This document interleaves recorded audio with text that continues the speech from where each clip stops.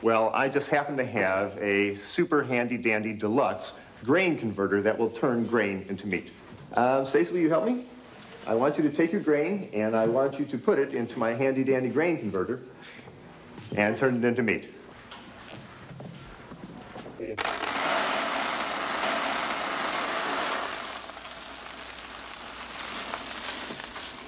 Okay, so we've put our 12 pounds of hard-earned grain into our super-duper handy-dandy grain converter here, and we're going to do a little magic here. So I want everybody to close your eyes while I turn the crank. I don't want anybody disturbing the energy field here. And we'll do our little magic grain conversion into meat. Now, open your eyes. Now, we put 12 pounds of grain in here. How many pounds of ground beef do you think that we can get out of here? Yes? 12 pounds. 12 pounds. Yes? 10 pounds. Stacy, why don't you show everybody how much ground beef we got for our 12 pounds of hard-earned grain? 1 pound of ground beef. 12 pounds of grain will create a lot of breads and pastas and cereals and spaghetti. But if you take your 12 pounds of grain and put it into my magic box, it will only give you 1 pound of ground beef. That's what happens when we feed our grains to cows.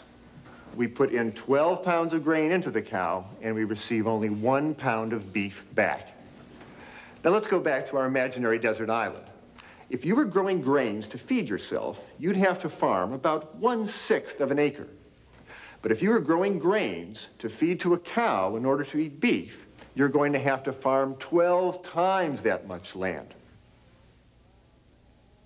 And farming all that extra land in America is changing the face of our country. When the first settlers arrived in North America, the great majority of our continent was covered with luxurious, life-giving forests and tall prairie grasses.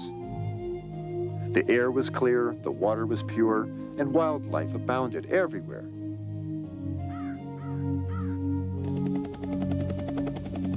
Today, when you fly over most of our country, you see most of our forests and prairies are gone. And they've been cleared not for asphalt and cities, but for grazing and cropland. Now you might say, well, we have to grow food to eat, but the reality is that most of the grain that we grow in this country is not eaten by people, we feed it to animals. 80% of the corn eaten in America is eaten by animals. And 90% of the soybean crops, 90% of the oats are fed to animals. If we grow vast extra amounts of grain to feed cattle, what effect does that have on the environment? Highly toxic pesticides, herbicides, and fungicides are standard in farming today, along with nitrate fertilizers. I asked farmers and people in agribusiness, why do we use so many chemicals? Chemicals and mainly fertilizer and pesticides have come into dominance in the last 50 years and have helped to increase the crop yields in this country tremendously. The flip side is that they've often been overused and misused, and this has caused severe environmental problems in places where we have agriculture. Well, farmers have sort of gotten into a way of farming that's been promoted in the last 30 years or so. Fertilizers were cheap then, and they were promoted by the university researchers as the most efficient way to produce food. Well, I think it's not that the farmer particularly wants to do the wrong thing. These guys don't stay up all night trying to figure out how to pollute the environment. But they were taught a certain type of agricultural practice that they used, and now we're finding that some of that was wrong. Chemicals from agriculture often find their way into our lakes and waterways. Nitrates from fertilizer and manure can cause the algae to grow out of all proportion, smothering the other forms of life by using up precious oxygen. The result can be a disaster for every form of life that depends upon this ecosystem. Corn is one of those major grains that is utilized in livestock production, and this is where the largest amount of insecticide, the largest amount of herbicides, and the largest amount of fertilizers are used in the nation. In rural America, half of all the water wells are now contaminated by nitrates and other chemicals from agriculture, according to the Environmental Protection Agency. If a pregnant woman drinks this water, some researchers believe her fetus will be at higher risk for birth defects. The more I learned and the more connections that I saw, the more a vision began to take hold in me. I began to see what a diet for a new America would bring to us. We'd have cleaner water. We'd have less toxic chemicals building up in the food chains, less agrochemicals in the food that we eat. We'd have healthier bodies. We'd have a healthier world. What I didn't know was that there was still another example of how things are connected. Another lesson I was about to learn. Some of the animals raised for beef are in the western half of the country, where the climate is often dry. Some of the grains and pasture crops they're fed are also grown in the west, in regions where rainfall is scarce and water is a precious resource. When I drive through parts of the west, I sometimes wonder how any crop can grow here. The answer is they don't, unless you find some way to bring them water.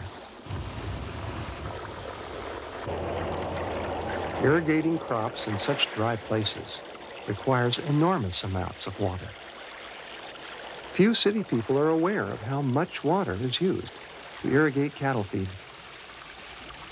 If you've seen California, you'd guess that most of the state's water is used in Los Angeles. 12 million people surrounded by lawns and swimming pools, irrigating a semi-desert. But irrigating pasture crops and alfalfa uses more water than all the people in Los Angeles combined. In fact, more than all the cities in the state taken together.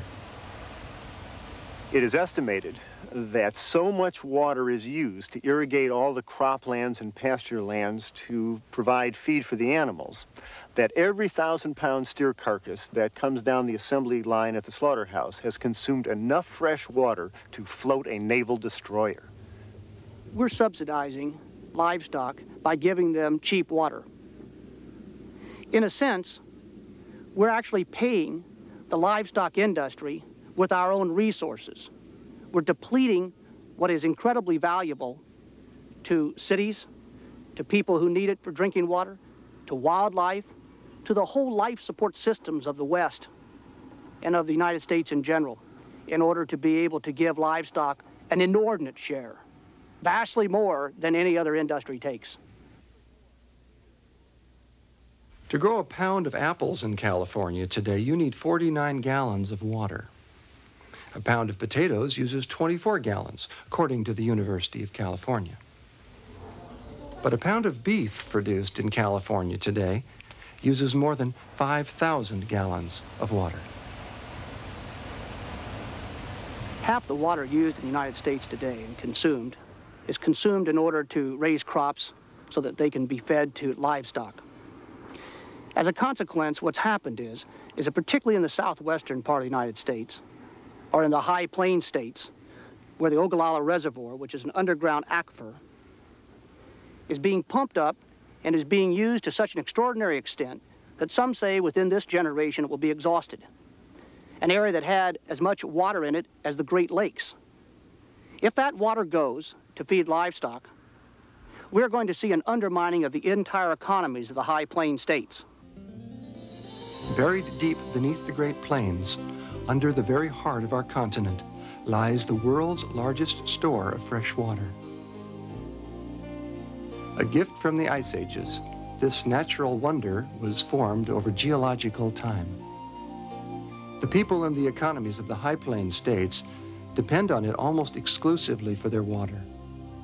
But this water is now being pumped out so rapidly, environmentalists say that the Ogallala could be bone dry in as few as 30 years. And where's the water going? The great majority is used to irrigate crops, to feed cattle. Especially since the drought of 1988, it's very clear how precious water is, and our rivers and aquifers are running at very low levels, and large-scale animal agriculture draws more water out of our rivers and aquifers than any other activity we engage in as a society. So if we're concerned with water, and it is the lifeblood not only of the West, but of this whole country, then we're going to have to begin to eat less meat and begin to put the water on only those crops that we're going to consume ourselves. When people buy meat, they think the price they pay is so many dollars and cents.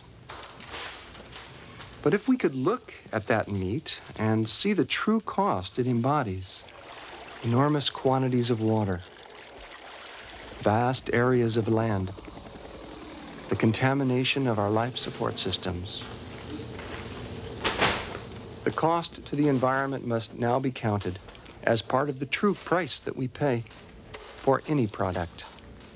If Americans change their diet and decrease the amount of meat they're eating, there's going to be a tremendous amount of land freed up with which we could do wonderful things. Just try to imagine what could happen if people were to eat less meat in this country. It would relieve the pressure to grow more crops to feed to the livestock. And as a consequence, those croplands could be reforested to the tunes of tens of millions of acres, which could help even the global warming situation. With a healthy forest, we have a continuing supply of lumber to build our houses. A healthy forest takes oxygen and places it into the air, takes carbon dioxide out of the air. It stabilizes the topsoil, it purifies the water, it provides a home for wildlife to bring in the tourists. A healthy forest is worth far more than an acre of grass with a cow on it. Just letting the forest come back would be a wonderful use for these lands. We'd be able to find that water was available where it wasn't before, because all of it wouldn't have to go to trying to create crops to feed to livestock. So we'd have a greater amount of water for cities to grow. It would also mean that the amount of chemicals that we are pouring into the environment would be drastically reduced. And every bit that we can do to reduce chemicals going into our environment is very, very critical at this point. We would have less heart attacks. We would have less strokes. We would have less cancers and less fear of cancer. We would have less diabetes. We'd be trimmer, more fit, more healthy, more happy people. And I think if we really, as human beings, ask those questions of what is the impact of my meat consumption, how are the animals treated which end up on my table, then we have a choice to make, to respect life, and maybe to eat less meat. So we have choices to make. We have healing choices to make. Choices that can heal us, heal our self-respect, heal our bodies. As we cease or diminish the amount of animal fat we're running through our bloodstream, we feel better almost immediately. Our life insurance companies and doctors will be pleased. The animals, though they haven't a voice to tell us, will be profoundly pleased. The rivers, our children, our grandchildren, all those yet to be born, perhaps are those most pleased. Well, Norman Cousins put it, I think, most beautifully. He said, nothing is more powerful than an individual acting out of his or her conscience, own conscience, thus helping to bring the collective conscience to life. But it isn't what you say that matters, it's how you live. It is the integrity of your own being. It is the alignment of your own spirit. As we go through the 90s, I absolutely am certain that the environmental coalitions are going to begin to arise and join with the health communities and those concerned with hunger and those concerned with animal protection, and join together in a new great coalition that will say to the American people that if you care about these things, eat less meat. I think what we're learning as a culture today is incredibly important. We're learning that nature is not a commodity. It's not something that you can extract whatever you want from and not even try to understand the consequences. Instead, what nature is it's a community of which we are a part and to which we owe our lives. When we cherish nature, we cherish ourselves. When we really appreciate and take care of the natural world, our lives have a meaning that's greater than ourselves and at the same time essential to ourselves. There's a beauty that's beginning to dawn in our times, and I think it's wonderful to be part of it.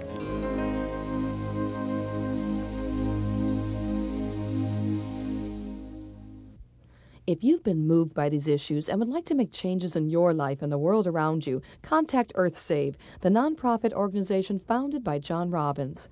EarthSave examines the relationship between our personal food choices and many of today's most pressing problems: world hunger, human health, escalating healthcare costs, and the destruction of our natural resources.